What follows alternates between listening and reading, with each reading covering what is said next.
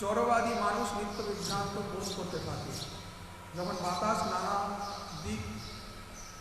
দিকে একই সঙ্গে প্রভাবিত হতে থাকে তখন পরিবেশে বিক্ষুব্ধ হয়ে ওঠে।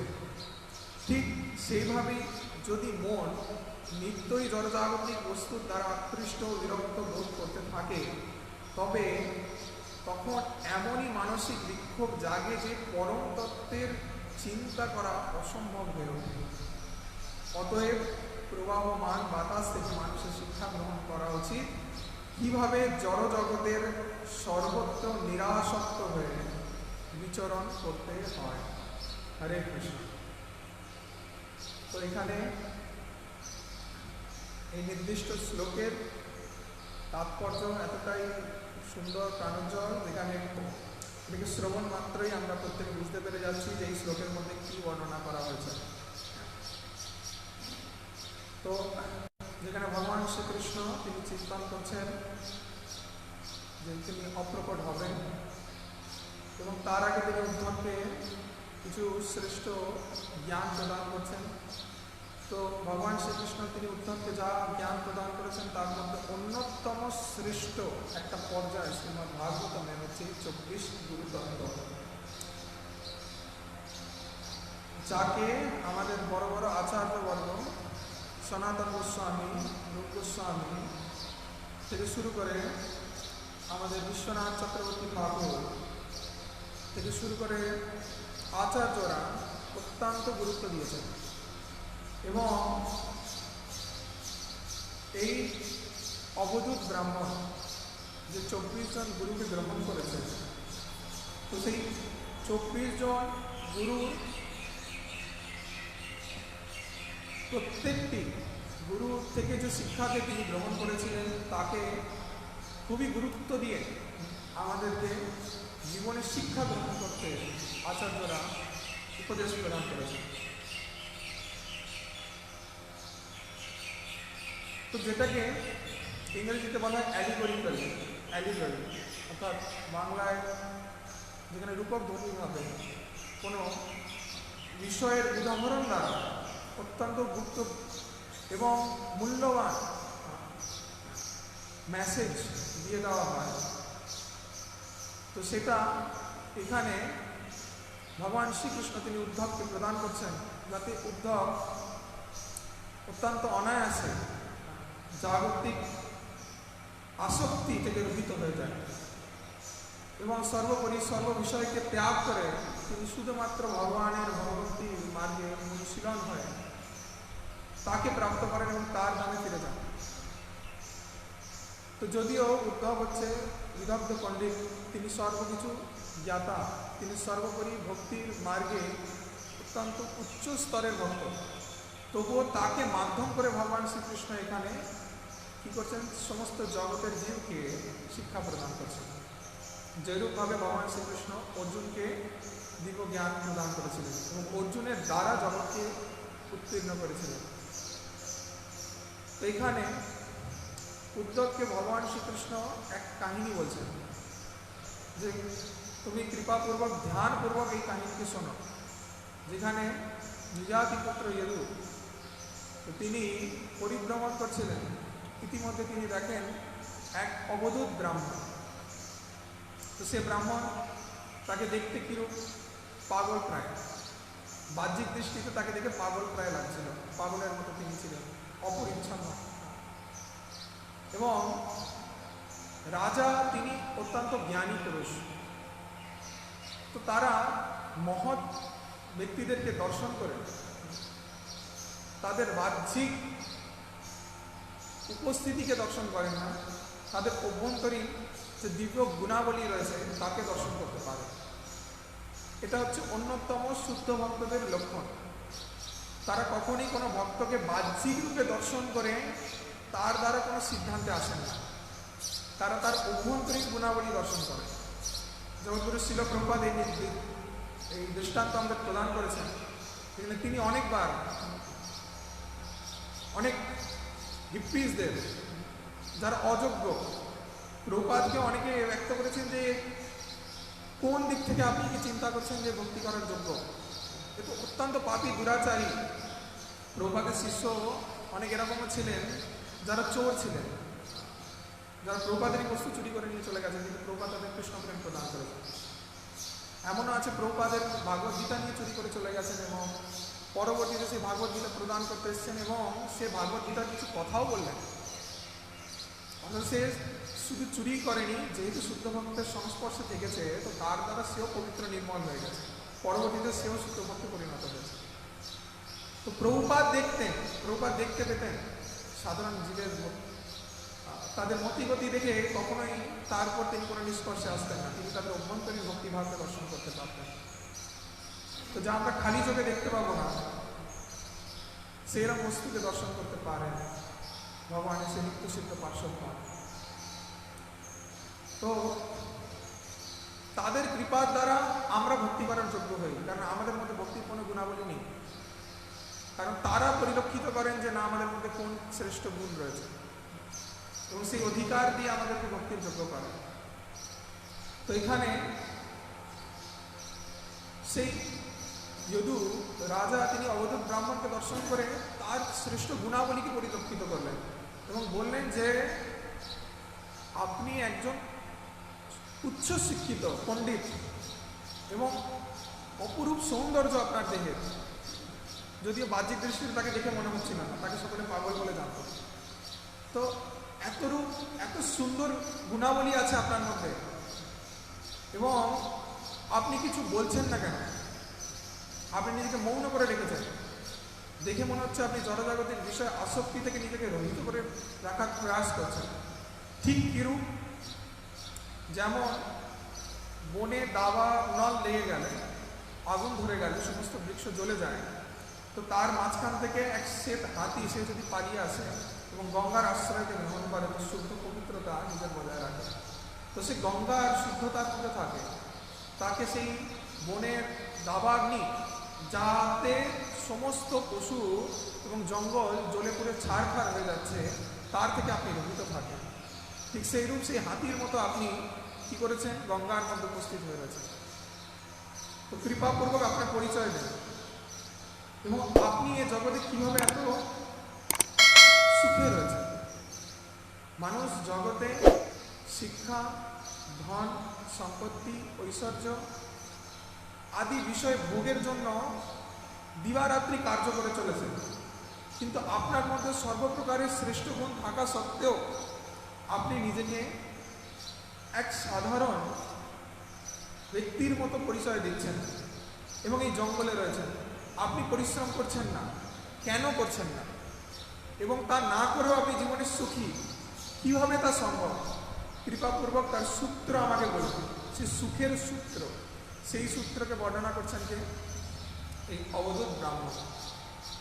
তো অবধূত ব্রাহ্মণ তিনি সুখী ছিলেন কারণ তিনি তার জীবনে একজন, দুজন, তিনজন গুরু নয়, তিনি তার জীবনে 24টা গুরুকে গ্রহণ করেছেন। তো এই 24 জন গুরুকে তাদের আমরা নাম জানবো। আজ আমার যে পালা সেখানে আমাকে হয়তো বলতে হতে পারে যে বায়ু সম্পর্কে, তো তাই বায়ু সম্পর্কে আমি বলবো, পরবর্তীতে অন্যান্য প্রবক্তারা তারা জানাবেন।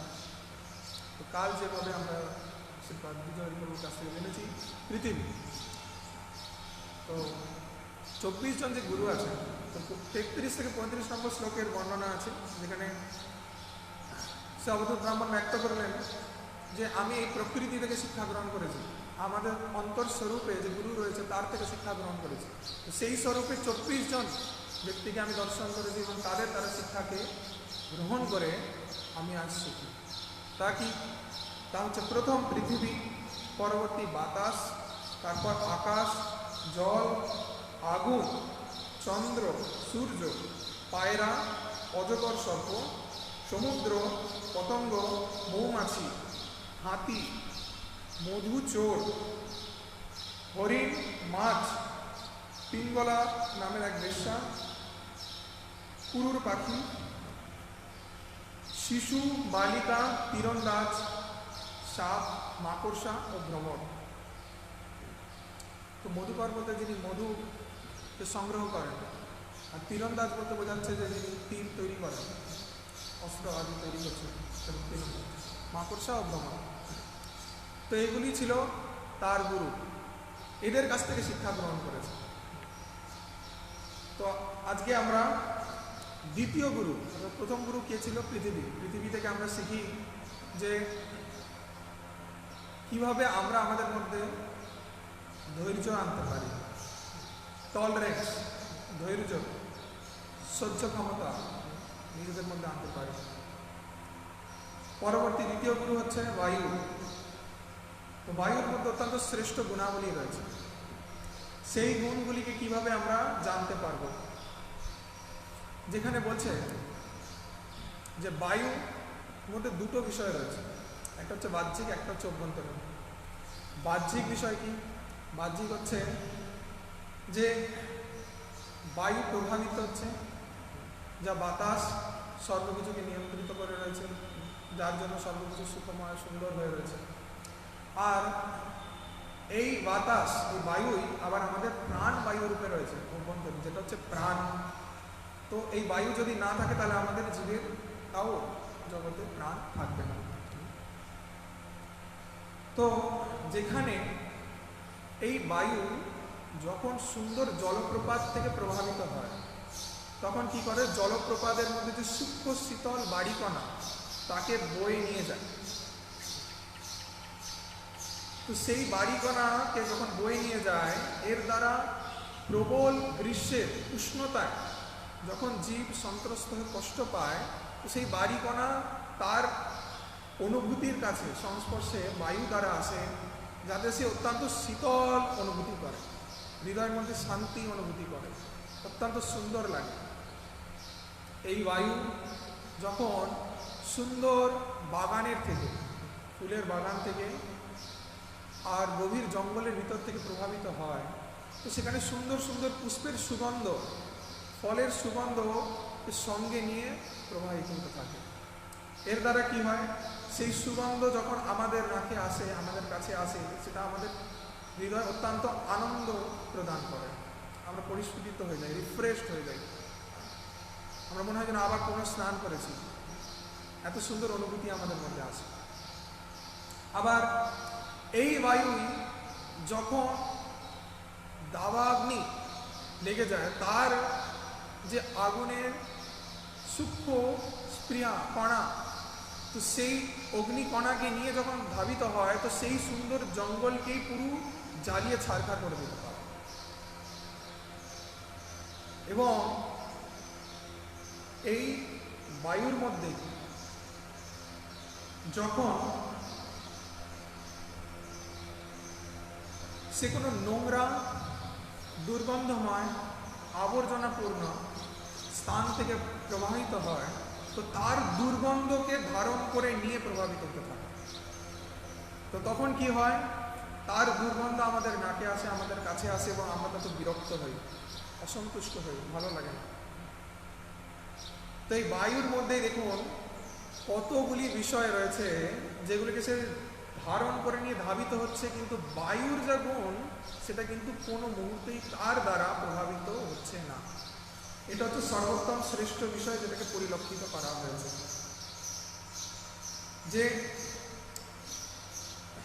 বায়ু সব কিছুকে ধারণ করে নিয়ে যাবে, কিন্তু সে তার সেই গুণকে নিজের মধ্যে গ্রহণ করবে না। তো সেরূপ যে জীব পরম ব্রহ্ম পরমাত্মা পরমেশ্বর থেকে সৃষ্ট, তো তার অংশ হয়ে সদা সর্বদা তার নিত্য সেবা, তার ধ্যান, তার চিন্তায় মগ্ন থাকবে। বাহ্যিক সে যেরূপ কর্ম করুক না কেন, তার দ্বারা যেন সে প্রভাবিত না হয়, এই শিক্ষাকে প্রদান করা হয়েছে। তো একজন ভক্তের জীবনে অনেক আনন্দময় শুভ পরিস্থিতি আসতে পারে, তার জীবনে অনেক অশুভ পরিস্থিতিও আসতে পারে, কিন্তু দুটো দ্বারাই আমাদের প্রভাবিত হলে চলবে না। এটাই বায়ু শিক্ষা। আমরা কিরূপ হব? যে যেখানে যে বিষয় যতটা প্রয়োজন ততটুকু করব, কিন্তু তার অতিরিক্ত তার দ্বারা প্রভাবিত হয়ে যাব। অশুভ অনেক পরিস্থিতি আসবে, কিন্তু তার দ্বারা যদি আমরা বিচলিত হয়ে ভক্তির মার্গকে ত্যাগ করে দিই, সেটা হচ্ছে আমাদের মূর্খতা। বা জীবনে অনেক বড় খুশির অনেক ভালো ভালো সুযোগ এলো, সেই কথা চিন্তা করে যদি ভক্তিকে ত্যাগ করে দিই, সেটাও হবে অনেক বড় মূর্খতা।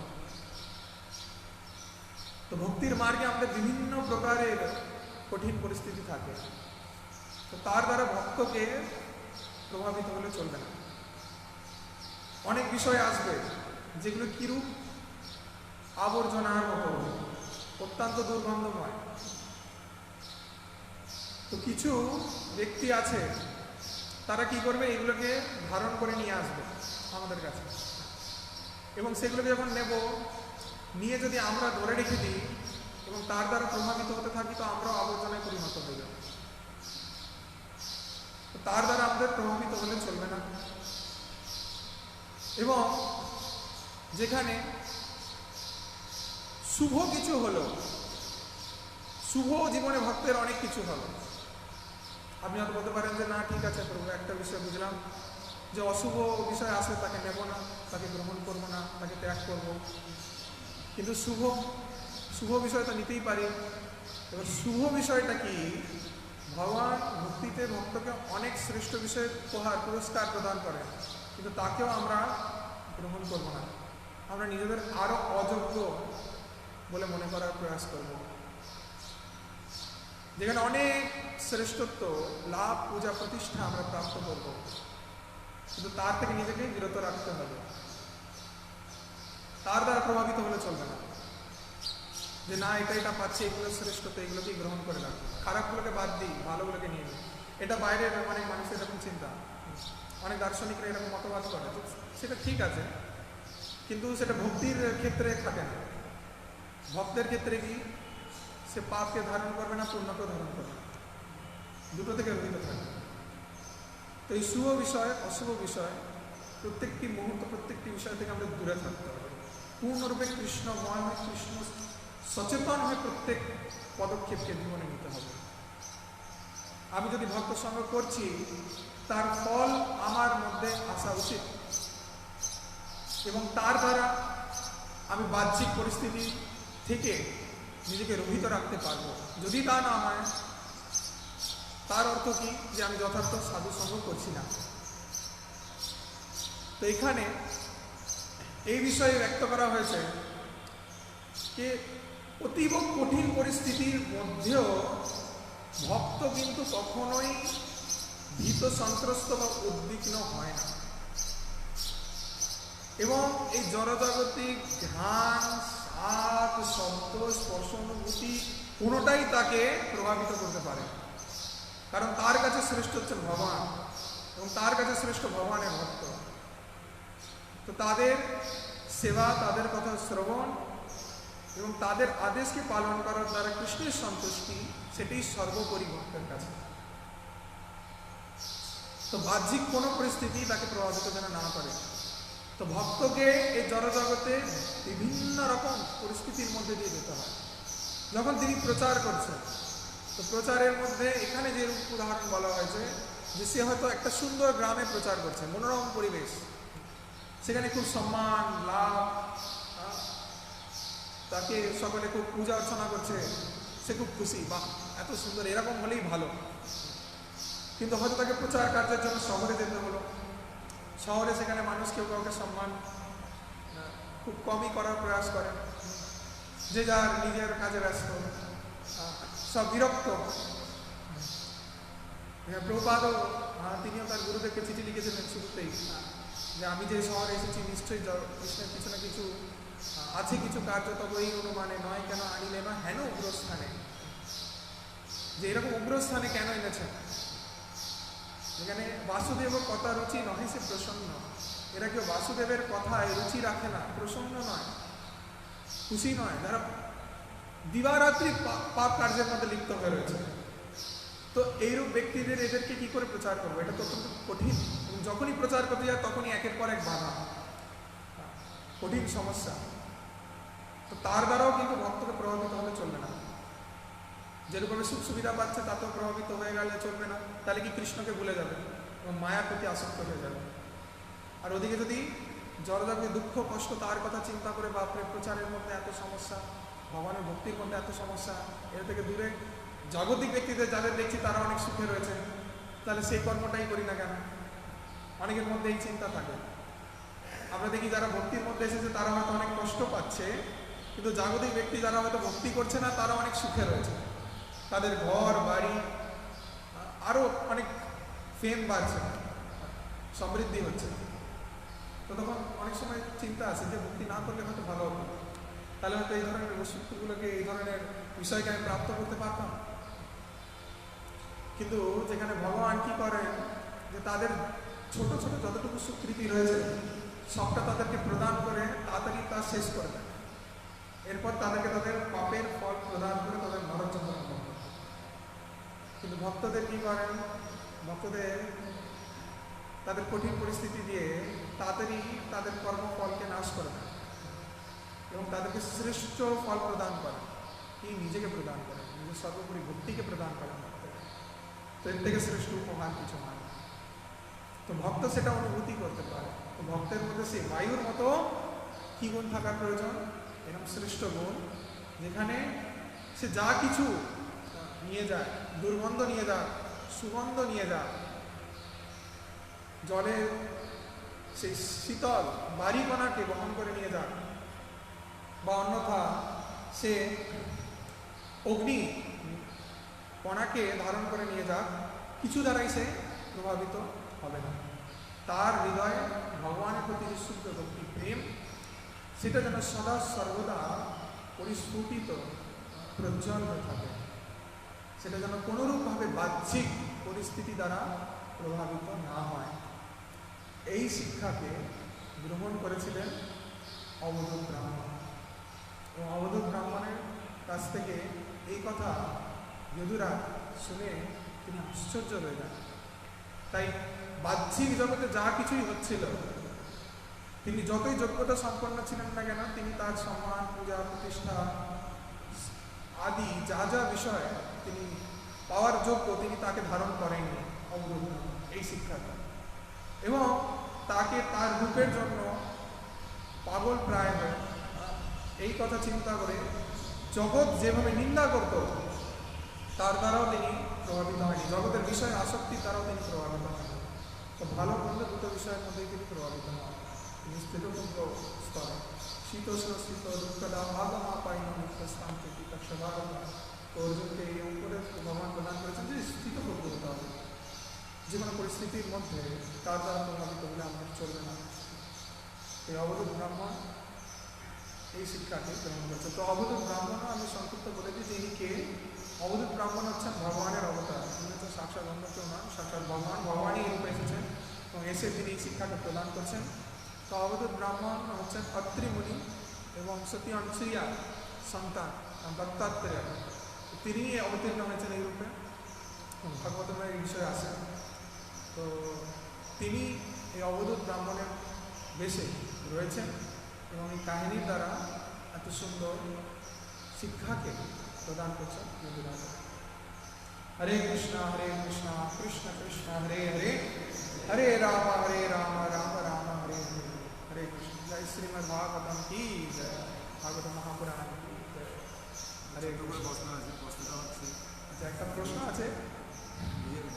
ব্রাহ্মণ 24 জন গুরুর কাছ থেকে নিয়েছে, কিন্তু আমাদের পরবর্তীতে আমাদের আসছে কি জীবিত কোনো গুরুর কাছ থেকে দীক্ষা নিতে হবে, এটা আমার ডিসেবল কোর্সে আছে। সে বলছে যে ব্রাহ্মণের আচরণ আর এখানকার আমাদের বর্তমান শিক্ষার মধ্যে ডিফারেন্স এবং সামঞ্জস্যতা। আচ্ছা, এখানে মূলত সর্বোপরি আমাদের আচার্যরা বলছেন যে আমাদের বোনাফাইড স্পিরিচুয়াল মাস্টার নিতে হবে, অর্থাৎ যিনি পরম্পরার ধারায় যথার্থ কৃষ্ণ ভক্তিকে অনুশীলন করছেন এবং সেই শিক্ষাকেই প্রদান করছেন। তিনি জড়জাগতিক বিষয়ে আসক্ত করবেন না, তার বিষয়ে উৎসাহিত করবেন না, শুধুমাত্র কৃষ্ণ ভক্তির মার্গে উৎসাহিত করবেন, সেই গুরুর আশ্রয়কে গ্রহণ করতে হবে। তো এখানেও এই যে শিক্ষাকে অবধূত ব্রাহ্মণ গ্রহণ করেছেন, যেখানে এর আগেও ধরতে গেলে বর্ণনায় রয়েছে যে আমাদের অন্তর্গুরু রয়েছে, চৈতন্য চরিতামৃতের ভিতরেও আসে। তো গুরু যিনি শিক্ষাগুরু এবং দীক্ষাগুরু যিনি মন্ত্রগুরু, শিক্ষাগুরুর মধ্যেও যে অভ্যন্তরীণ হৃদয়ের মধ্যে যিনি গুরু বিরাজমান রয়েছেন, তো তার কাছ থেকেও কিছু শিক্ষাকে আমাদের গ্রহণ করা উচিত। সেই শিক্ষাকে এখানে অনুপ্রাণিত করা হয়েছে। তো সেই শিক্ষা যেটা আমরা বাহ্যিক রূপেও কিছু বিষয়কে দর্শন করে তার থেকেও শিক্ষাকে গ্রহণ করতে পারি, যেটা আমাদেরকে হৃদয়ের ভিতরে যে গুরু উপস্থিত রয়েছেন তিনি অনুপ্রাণিত করবেন। যেরূপ আমরা আমাদের ছোটবেলা থেকে মাতা পিতা থেকে পরিবারের সংস্কার থেকে বিভিন্ন বিষয়কে শিখে আসি, যাকে আমরা পরবর্তীতে ভক্তির মার্গে লাগাতে পারি, যা ভক্তির অনেক অনুকূল হয় এবং ভক্তির প্রতিকূলও হতে পারে। তো সেই শিক্ষাগুলো সর্বোপরি কার্যকরী হয় তখনই যখন সেটা যথার্থ হবে। তো তার জন্য আমাদের প্রয়োজন সেই অভ্যন্তরীণ গুরু, সেই দৃষ্টিভঙ্গি এবং সেই শুদ্ধতা তখনই আসে যখন আমরা কৃষ্ণ ভক্তির মার্গে আসবো। এবং কৃষ্ণ ভক্তির মার্গে আসার জন্য আমাদের যথার্থ গুরুর প্রয়োজন। তিনি হচ্ছেন প্রকৃত সেই শিক্ষাগুরু, যিনি শিক্ষা প্রদান করেন, বাহ্যিক রূপে দেহ ধারণ করে নিয়ে এসেছেন কৃষ্ণের কৃপা ভক্তি। তো এখানে অভ্যন্তরীণ গুরুর কথা বলা হয়েছে এবং বাহ্যিক গুরু তিনি সর্বোপরি আমাদের শিক্ষাগুরু রয়েছেন এবং মন্ত্রগুরু যিনি আমাদের ত্রাণ করবেন, উদ্ধার করবেন, মন্ত্র প্রদান করেন।